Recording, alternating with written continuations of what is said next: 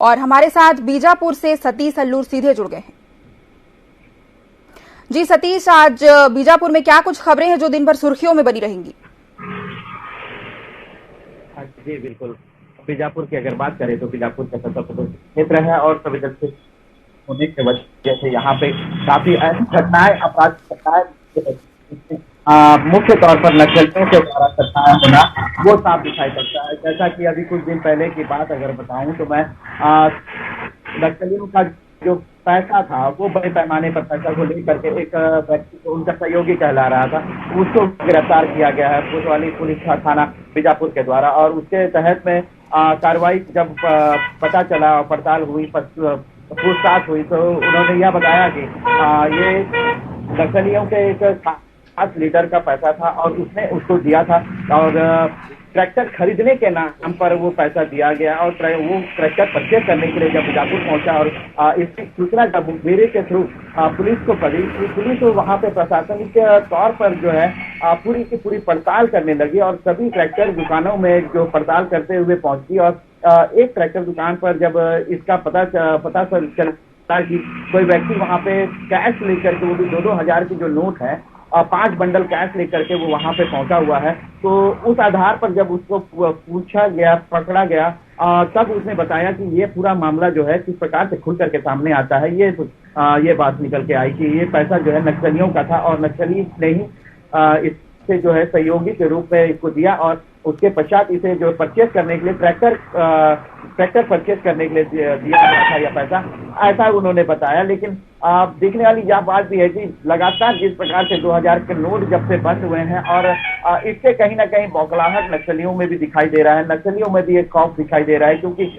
जिस प्रकार का नक्सलियों के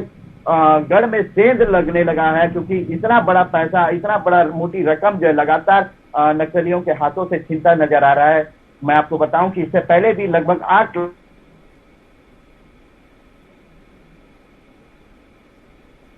लाख रुपए एक जो है ग्रामीण को उसका हथियार मोहरा बनाया गया था। उसी प्रकार ये भी केस में भी देखा गया है कि ग्रामीण है जो वो मोहरा बना हुआ है और इस प्रकार का इतना बड़ा मुख्यालय पहुंचता है, कोई चीज खरीदने के लिए पहुंचता है और उसके बाद में घर दबोचा जाता है और पुलिस प्रशासन की तरफ से सारी चीजें इन्वेस्टिगेशन होती है। इन्वेस्टिगेशन में ये पाया जाता है कि इतनी बड़ी जो मोटी रकम है वो नक्सलियों का था और नक्सलियों के तरफ से किसी प्रकार का डराना, धमकाना और मजबूरन ग्रामीण को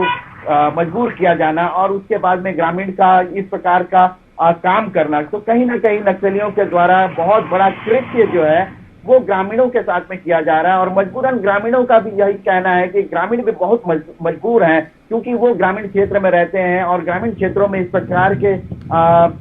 जो सुविधा है, सहूलियत है, वो मुहैया करा पाना बहुत मुश्किल का काम होता है। और पहली बात तो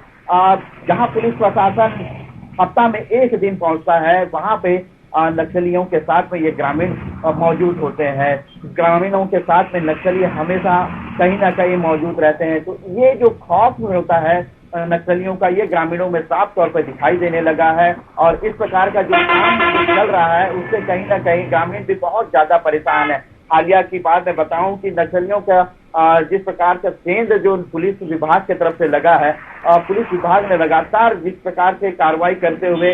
हालिया में 3 नक्सली जो जनमिलिशिया सदस्य हैं उनको गिरफ्तार किया था। उसके अलावा एक नक्सली सहयोगी जिसके 10 लाख रुपए जिसके हाथों से लगे हैं और अभी कुछ सूचना और प्राप्त हो रही है कि किसी और क्षेत्र से कुछ ग्रामीणों को पुलिस ने गिरफ्तार किया है। हालांकि इसकी पुष्टि अभी तक हुई नहीं है, लेकिन सूचना जरूर मिल रही है। विशेष सूत्र जो है वो हमारे बता रहे हैं कि इस प्रकार का कुछ जरूर हुआ है, क्योंकि रात में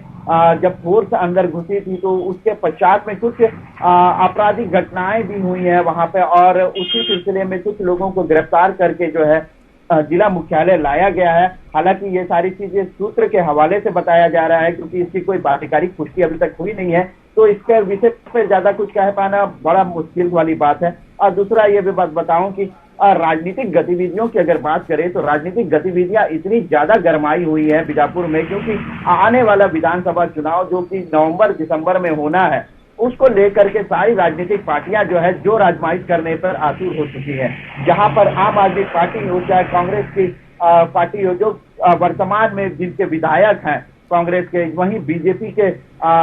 बड़े नेता वो पहुंचना चालू हुए हैं बीजापुर में, और वहीं जेसीजी के जो कार्यकर्ता हैं वो भी लगातार जो है बूथ लेवल पर कार्य करते हुए नजर आ रहे हैं। वहीं अगर बात करें तो बीजेपी के जो बड़े बड़े नेता हैं वो बीजापुर में लगातार पहुंच रहे हैं, और